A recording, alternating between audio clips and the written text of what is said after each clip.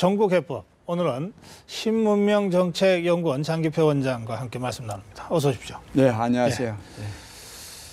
예, 그동안 장기표 원장님은 뭐 이 국내 정치 상황에 대해서 여러 가지 차례로 이제 조언도 하시고 말씀하셨는데 오늘은 이전 남북 관계를 좀 집중적으로 좀 조망하고 분석하는 그런 시간으로 저희들이 준비했습니다. 그 우선 6.15 15주년이 엊그저께 지났고요. 북한이 이 6.15 15주년을 아마 이 기회라고 생각했겠죠. 뭐 대화 제의를 했습니다. 뭐 조건을 달아서긴 하지만 또 그런가 하면은 우리 국민 2명 북중 그 국경 근처에서 이제 북한에 입북한 또는 뭐 북한이 아마 데리고 갔겠죠. 이 두 사람을 송환을 했습니다. 이것도 상당히 좀 조기 송환이라 이례적입니다. 그래서 최근에 이런 북한의 대화 제의와 또 우리 국민 2명의 이 송환 이런 걸로 보면 좀 북한이 뭔가 변화가 있는 건가 이런 생각도 들고요. 어떻게 보시는지요? 예, 뭐 저는 북한이요 근본적으로 변화가 있을 수가 없다고 보는 사람입니다. 그런데도 왜 이런 대화 제의를 하고 또 우리 동포로 근데 확실한 이 신분이 확실히 밝혀지지 아직 않았습니다. 두 사람은 그렇습니다. 두 사람이 뭐 어디서 잡혀갔는지 뭐 들어갔는지 지금 뭐 당국이 이제 조사를 한다 그러니까요. 어쨌든 뭐 대한민국 국민은 맞으니까 우리 정부가 받았겠죠. 그런데 어쨌든지 그걸 또 석방한 것은 조기에 석방한 것은 이는 정말 이례적인 일이죠. 그런데 그럼 왜 이래 하느냐? 저는 기본적으로는 지금 북한은 개혁 개방을 안 하려고 그럽니다. 기본적으로. 왜 그렇게 생각하십니까? 왜 안 하느냐 하면 개혁 개방을 하게 되면 그 개혁 개방의 물결을 통해서 말하자면 자유화, 민주화의 물결이 스며들게 돼 있고 안 그럴 수 없겠죠. 안 그럴 수가 없죠. 중국도 그런 거고. 그렇게 되면 정권을 유지할 수가 없죠. 그래서 근본적으로는 개혁 개방을 하지 않으려고 합니다.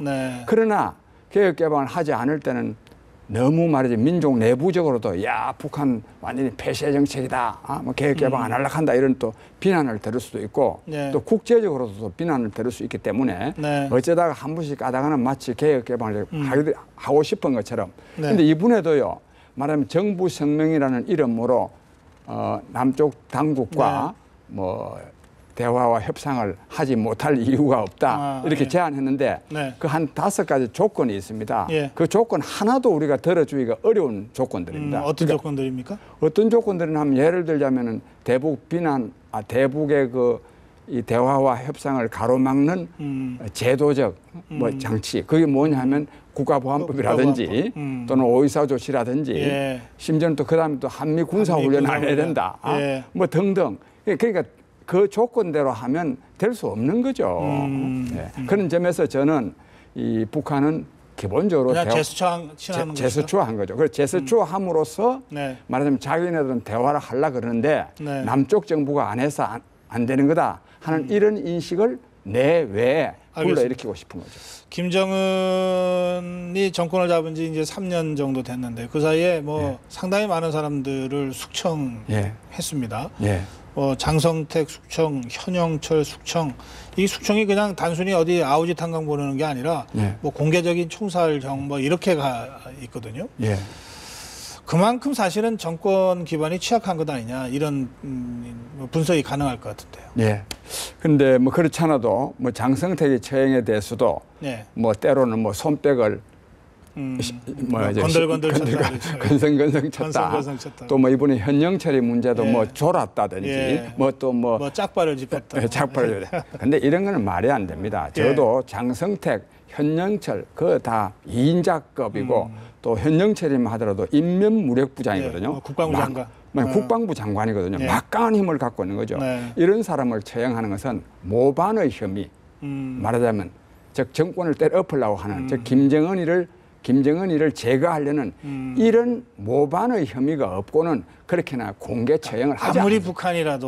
북한이라도 잠깐 졸았다고 사형시키진 않는다. 그럼요. 그래서 겉으로는 그러나 모반의 혐의가 있어서 그랬다 이 말은 하면 야 김정은이를 위협하는 세력이 있다 이런 말이 내외에 드러나면 큰일 나는 거 아닙니까? 그러니까 계속 흘려내 보내기를 무슨 뭐 손뼉을 건성건성 쳤느니 뭐 졸았느니 뭐 지시사항을 이행하지 않으니 하는데 즉 김정은이가 그만큼 말하자면 자체 내부의 세력에 의해서 위협받고 있고 이 위협을 없애기 위해서 말하자면 아주 처참하게 하여튼 시범을 보이는 거라고 저는 생각합니다. 아, 그만큼 이제 공포가 아니면은 정권을 유지할 수 없다. 그럼요. 그렇죠. 예. 뭐 사실은 뭐 무슨 김일성처럼 독립운동에 무슨 뭐 이런 신화를 만들어낼 수 있는 상황도 아니고. 그럼요. 또 김정일처럼 20년 이상 무슨 후계 수업을 받은 것도 아니고. 예. 근데 거기다가 말하자면 이 자기의 어떤 정통성, 네. 말하자면 이 지도자로서의 권위도 없지만은 내외의 상황이 그때하고는 또 다릅니다. 우선 국내적으로는 말하자면 굶어 죽게 생겨가지고 탈북하는 사람이 거의 30만 명이 이릅니다. 예. 우리 남쪽으로 온 사람은 탈북한 사람은 한 2만 7천 명 되지만 그래요. 중국에 가 있는 탈북자들이 약 한 30만 명 가까이 네. 되거든요. 여기다 또 국제적으로는 말하자면 북한 인민의 인권을 유린하는 당사자를 북한의 권력청이다, 네. 지도청이다 이래가지고 지금 국제형사재판소에 회부하라고 네. 유엔 총회가 116대 20으로 결의한 상황이거든요. 네. 그러니까 이제 국제적으로 엄청난 압박을 받고 있고 그보다 더 중요한 것은 북한의 핵무기 제거를 위한 네. 미국과 중국의 말하자면 대북 압박이 저는 본격화되었다고 생각합니다. 중국도 미국과 손을 잡고 지금 북한을 압박합니까? 저는요, 사실은 중국은요, 예. 북한의 핵무기에 대해서 미국보다도 중국이 더 싫어합니다. 왜냐하면 안 할 말로 미국은 떨어져 있지 않습니까? 수말리. 근데 중국은 베이징에서부터 신의주까지가 700km밖에 아닙니다. 말하자면 북한의 핵무기는 중국의 국가 안보를 직접 위협합니다. 아니 뭐 북한이 중국을 향해서 쏠 일은 없잖아요. 그건 어디로는 쏠 가능성이 있죠. 특히 중국에 대해서 쏠 가능성이 있는데 북한이 핵무기를 보유하고 있는 한 네. 중국과 북한의 관계는 나쁠 수밖에 없습니다. 지금 나쁘지 않습니까? 그런데 우리나라 말하자면 중국 문제 전문가라는 사람들은 대체로 북한은 중국이 미국과 대결함에 있어서 북한이 전략적 완충 지역이기 때문에 예. 중국이 북한을 버리는 일은 없을 것이라고 말합니다. 뭐 되게 그렇게 얘기하죠. 다 그렇게 얘기해요. 그거는 착각입니다. 그것은 북한이 핵무기를 보유하기 전에는 그랬습니다. 그러나 북한이 핵무기를 보유하고 있는 한은 중국과 북한은 사이가 나쁠 수밖에 없고 나쁘니까 적대적인 관계가 되는 거 아닙니까? 이미 지금요 중국과 북한의 관계는 거의 지금 단절 상태에 있습니다. 김정은이가 정권 잡고 나서 3년이 지났는데 아직도 시진핑이 김정은을 만나주질 않고 있고. 그럼요. 만나주지 않고 있죠. 그다음에 오늘 그저께 신문에 한 3, 4일 됐는데 한중 간의 군사협력을 한다는 겁니다. 그다음에 오늘 내가 지금 오다가 지금 여기 뉴스를 보니까 한중 간에 이게 대등한 동반자 관계를 넘어서 아주 더 높은 단계의 동반자 관계, 전략적 동반자 관계. 지금 방금 내가 오다 뉴스를 봤는데 그 정도로 남한과 지금 가까워지고 있고. 아니 사실 생각을 해보십시오. 미국과 중국이 손을 잡고 더욱이나 지금 원장님 분석대로라면 중국이 적어도 북한 핵 문제에 대해서는 더 강경한 입장이라고 하면 그럼 우리는 당연한 얘기고요. 일본도 당연하고. 그러면 북한이 어떻게 혼자서 이 많은 이 압박을 견뎌낼 수 있을까요? 견뎌낼 수가 없죠.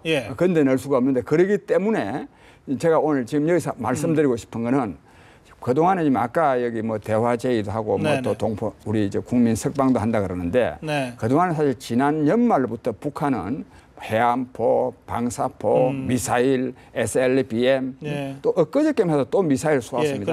계속 군사적인 말하자면 긴장을 조성해 왔습니다.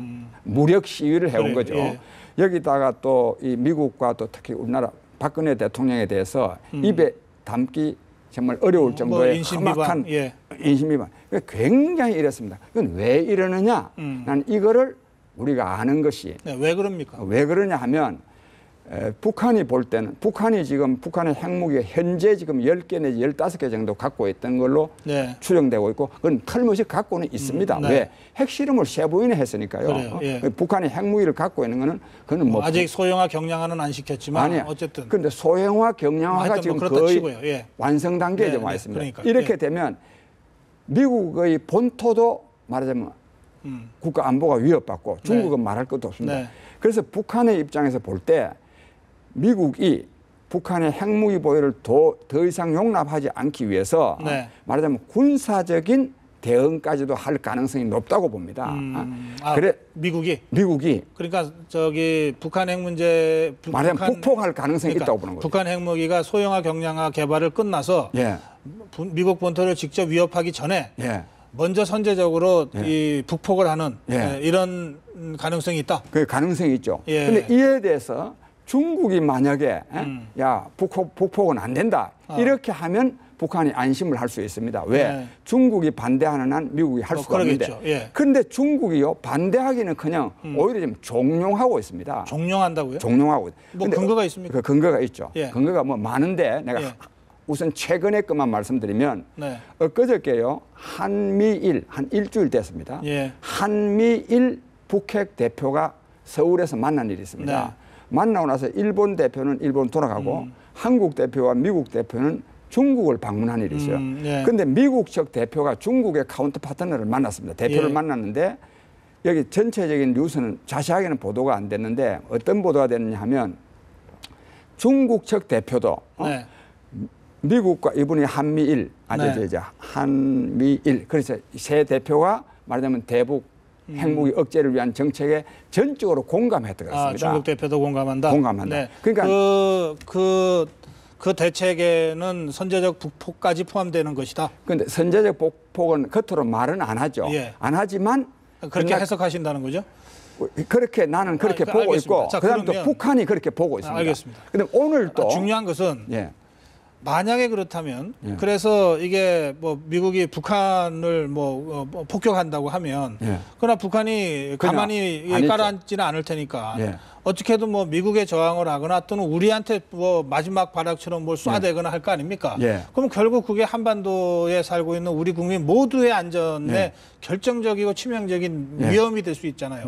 그럼 상당히 상황이 심각한데 우리 정부가 어떻게 해야 됩니까? 그랬어요. 지금 시간이 별로 없어서요. 시간이 언제 한번 이거는 제대로 잠깐 우리 정부가요 이런 전쟁이 일어날 수도 있는 이 분위기를 전쟁이 일어나지 아니하고 통일로 연결될 수 있도록 하는 조치를 정책을 이 박근혜 정부가 강구해야 된다고 저는 봅니다. 그러니까 가만히 놔두면 전쟁으로 갈 위험성이 있으니 있습니다. 그리고 우리 민족이 전부 그렇다면 다 이제 공멸할 수밖에 없으니 그걸 막기 위한 좀 더 능동적이고 정말 이 선제적인 대북 정책 이거를 정말 아주 각오를 새롭게 해서 해야 된다 이런 말씀이시잖아요. 어떻게 해야 됩니까? 어떻게 하면 크게 놓으면 두 가지를 해야 되는데 이 현재 이 분위기를 말하자면 통일로 연결시켜야 됩니다. 그래서 통일로 연결시킴으로써 북한 핵 문제도 민족 통일을 통해서 원천적으로 해결할 수 있다. 그리고 또 계속 이 분단에 대해 있으면 갈등하고 뭐 도발하고 이렇지 않습니까? 즉 통일도 해야 돼. 그러니까 비핵화와 통일을 동시에 이룩하기 위한 정책을 강구해야 되는데 그러면 박근혜 정부가 다음 두 가지를 해야 됩니다. 하나는 국내적으로 민족 통일을 국정 운영의 최우선 과제로 선포를 하고 그다음에 북한에다가 대고도 김정은 위원장 언제까지 우리 분단 상태를 지속할 거요? 우리 통일합시다. 지금 분단 70년이요. 즉 남북 통일을 위한 정상회담을 제안해야 됩니다. 이것도 중요하고 다른 하나는 한반도 통일은 한반도 주변 강대국의 지지가 있어야 됩니다. 그래서 미국과 중국의 특사를 보내가지고 당신네들 말이지 북한 핵 문제 없애려 그러면 결국은 통일이 돼야 되는 거예요. 즉 남한 중심의 통일이 돼야 되는 거다. 그래서 한반도 비핵화와 통일을 위한 국제회의를 제안해야 됩니다. 즉 남한과 북한 그리고 미국과 중국이 참여하는. 알겠습니다. 지금 북핵 문제 해결을 위한 다자 회담 틀이 육자회담인데 지금 원장님은 뭐 그것도 해야 되지만 그보다 더 큰 틀에서 한반도 통일을 위한 그 회의를 국제회의를 이거를 오히려 제안하고 통일이야말로 함께 사는 길이다라고 하는 것을 북한한테 설득하고 그것을 위한 정상회담, 뭐 3차 정상회담이 되겠는데 이거를 강력하게 추진해야 된다. 그리고 공개적으로 추진해야 된다. 공개적으로 추진. 왜 그래야 되느냐 하면 그렇게 할 때 북한 하나는 미국이 북폭할 필요가 없습니다. 그다음 또 하나는 이렇게 해야만이 여기에 만약에 김정은 정권이 동조하지 않으면 그는 북한 인민들로부터 버림받게 돼 있습니다. 이거를 왜 북한 인민들은 빈곤과 억압으로부터 벗어날 수 있는 유일한 길이 남한과의 통일인데 이 김정은 위원장이 반대한다. 이래야만이 말하자면 통일을 반대하는 김정은 위원장 정권이 말하자면 없어질 수 알겠습니다. 있는 분위기를 조성할 수 있습니다. 그동안은 이제 이 북핵 문제 해결하고 그다음에 이렇게 천천히 가서 통일을 간다 이런 것이었다면 예. 지금 원장님은 아예 발상을 확 바꿔서 예. 통일을 전면에 나걸고 나가는 것이 북핵 문제를 해결하는데 예. 오히려 지름길이 된다. 예, 이런 북핵 제안을 문제뿐만 아니라 통일 문제까지. 알겠습니다. 예. 오늘 말씀 여기서 마무리합니다. 고맙습니다. 예, 감사합니다. 예.